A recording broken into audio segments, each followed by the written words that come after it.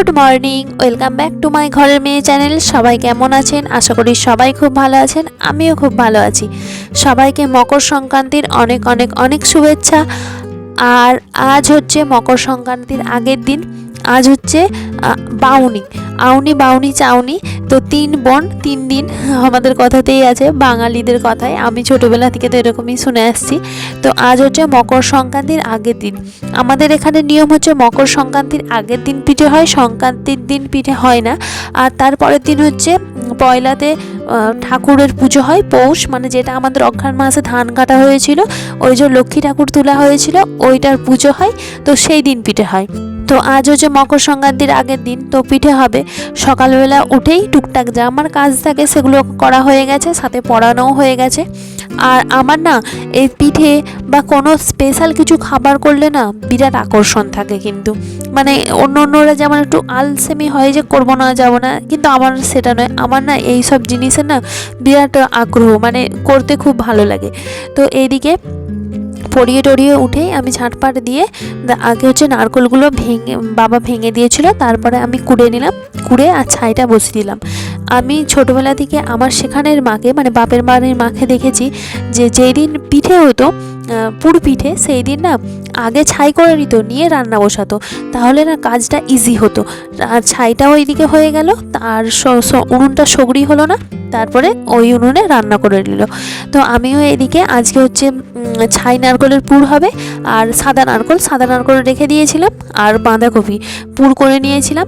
আর মা বাবার জন্য টুকটাক রান্না হয়েছে। ওই বাঁধাকপির পুর যেটা ছিল সেটা তো খাওয়া হবেই, তার সাথে বেগুন পোড়া, আরও কী রান্না হয়েছিল আমার ঠিক মনে নেই, কেননা 2 দিন পরে ভ্লগটা আমি এডিট করছি আর ভয়েস দিচ্ছি, তো ঠিক মনে নেই। আর আজ আমাদের পাড়াতে একজন মারা গিয়েছিল, তো আলিশপিন্ডি একজনের নিমন্ত্রণ ছিল। আমাদের বাড়ি থেকে আমি আর ছোটো কাকিমণিদের বাড়ি থেকে বড় বোনি দুজনে একসাথে বেরিয়ে পড়েছিলাম খাওয়া দাওয়ার জন্য। জমিয়ে তো খাওয়া দাওয়া হলো, চিকেন আছে মানেই তো আমার একদম জমিয়ে খাওয়া দাওয়া, সে তার বলার নেই। আমি একটু মাংসপ্রেমী মানুষ আর কি। অন্য সব জিনিসও খাই, কিন্তু মাংস হলে 2টি বেশিই ভাত খাই। ওই জন্য বাড়িতে বলি যে যেদিন মাংস হবে সেই দিন হচ্ছে আমার শ্বশুরের 2টি চাল বেশিই যায়, কেননা আমি হচ্ছে 2টি বেশি ভাত খাই। তো মজা করে এইদিকে খাওয়া দাওয়া হয়ে যাবার পর আমি আর বড় বোনই চলে আসলাম বাড়ি, কেননা হচ্ছে আমাদের বাড়ি থেকে খুব একটা দূরত্বে নয়। আর খাওয়া দাওয়ার পর কলতলায় তো হাত ধোয়ার জন্য একদম মারামারি লাঠালাঠি লেগে যায়। তো আমাদের বাড়ি থেকে যেহেতু একদম পাশের বাড়ি, আমি আর বড় বোনই বললাম চলো বাড়ি চলে যাই, যে বাড়িতে হাত ধুয়ে নেবো। তাই জলের বোতল নিয়ে আর পান মশলা নিয়ে চলে আসলাম বাড়ি। এসে হাত ধুয়ে নিলাম, হাত ধুয়ে তারপরে দর্জির কাজের একটু চাপ ছিল, তো কাজ করে নিয়ে বিকেলবেলা ঠিক নয়, ওই 3:30টার দিকে, আর সূর্যের আলো থাকেই মা এদিকে গরম জল করে নিয়েছে। গরম জল দিয়ে গুঁড়ি মেখে নিচ্ছিল, কেননা সন্ধ্যেবেলা আবার পড়ানো আছে, তাহলে পড়াবো না, পিঠে করা হবে, সেই জন্য। তো এইদিকে মা গুঁড়িগুলো মাখতে লেগেছিলো, আর আমি এই যে ছাইগুলো করেছিলাম, বাঁধাকপি, নারকেল, সাদা নারকেল, তো সেগুলো জোগাড় করে নিলাম। তারপরে মাখা হয়ে যাবার পর দুজনে মিলে পিঠে করতে বসে পড়লাম। প্রথমে লাল নারকেলগুলো আর সাদা নারকেলগুলো গড়া হচ্ছিল, তারপরে বাঁধাকপিটা গড়া হবে। আর এই রকম করে না পিঠে একটা গড়তে আর গল্প করতে বেশ ভালো লাগে। আবার তার মাঝে যদি আবার ধরুন পিঠেতে একটু হালকা হালকা রোদ পড়ছে, তাহলে তো আর কোনো কথাই নয়, নানা রকম মনের কথা। আর একদিকে হাত চলবে, পিঠেও করা হবে, আর একদিকে হচ্ছে একটু উষ্ণ তাপ অনুভব হবে, দারুণ লাগে। কিন্তু এদিকে নানা ধরনের পিঠে করছি, মা একরকম, আমি একরকম, যে যেরকম পারে সে সেরকম মতো সাজিয়ে পিঠে করে নিচ্ছিলাম। উল্টো দিকে ছিল বড় বোনি, তো বড় বোনিও আমাদের গল্পে যোগ দিয়েছিল। আর আজকের দিনে সবারই ঘরে ঘরে পিঠে হয়, তো ওইদিকে আমাদের পাশের বাড়িতে একটা ঘরে পিঠে অলরেডি বসে গেছে। মা ওই জন্য বলছে যে আমাদেরই মনে হয় সব দিকে দেরি হয়ে গেল, ওদের না পিঠে বসে গেল। আমি বলছি অত চিন্তা করার কিছু নেই, আমাদেরও এক্ষুনি বসে যাবে।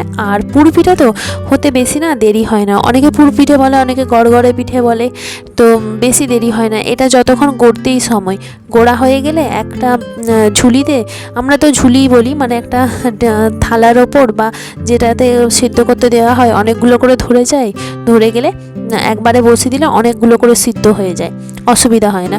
এই যে এইদিকে কত রকমের, এগুলো আমি সাদা নারকেল গড়েছি, ওইগুলো মা গড়েছে, সিঙ্গারাগুলো আমি গড়েছি, এরকম করে নানা রকম যে যেরকম পেরেছে সেরকম করে গড়া হয়ে গেছে। তো অনেকগুলোই প্রায় গড়া হয়ে গেছে, 2 ডিশ। তাই মাকে বললাম যে তুমি চলে যাও, হাঁড়ি বসিয়ে দাও, আর বাকি বাঁধাকপিরগুলো আমি তখন একটা একটা করে গড়ি। তো একটা একটা করে গড়তে গড়তে প্রায় সব আমার গড়া হয়ে গেছে।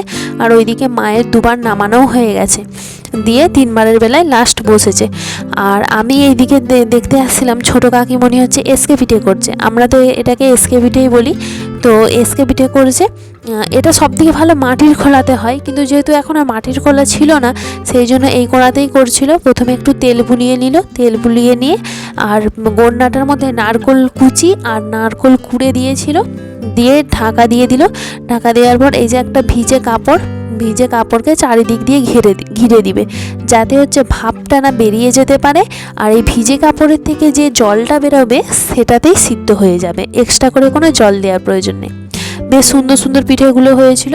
আর এই যে এইটা দেখছেন, এই পিঠেটা হচ্ছে স্পেশাল পিঠে, মানে পিঠে করার সময় সাদা নারকেল কিছুটা ছিল আর কালো নারকেলের ছাই কিছুটা ছিল, মানে একটাতেও দেওয়ার মতো নয়, আবার একটাতে কুলাবেও না এরকম।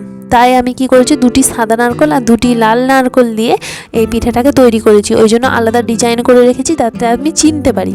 এই যে দেখুন, একটুখানি সাদা নারকেল, একটুখানি লাল নারকেল, খেয়ে দেখলাম খুব সুন্দর খেতে হয়েছে। আমাদের মতো আর কার কার আপনাদের ওইখানে এই রকম নিয়ম আছে অবশ্যই জানাবেন, কেননা সব জায়গার নিয়ম এক হয় না, সবারই জায়গার আলাদা আলাদা পরিবেশ আর আলাদা আলাদা নিয়ম কানুন। তো আমাদের এখানে এরকমই দিন কাটে আর এরকমই অনুষ্ঠান করে 2-3টে দিন পার হয়। তো চলুন আজকের ভ্লগটা এখানেই শেষ করলাম। সবাই ভালো থাকবেন, সুস্থ থাকবেন এবং আমার ভ্লগগুলো দেখে এনজয় করতে থাকবেন। বাই।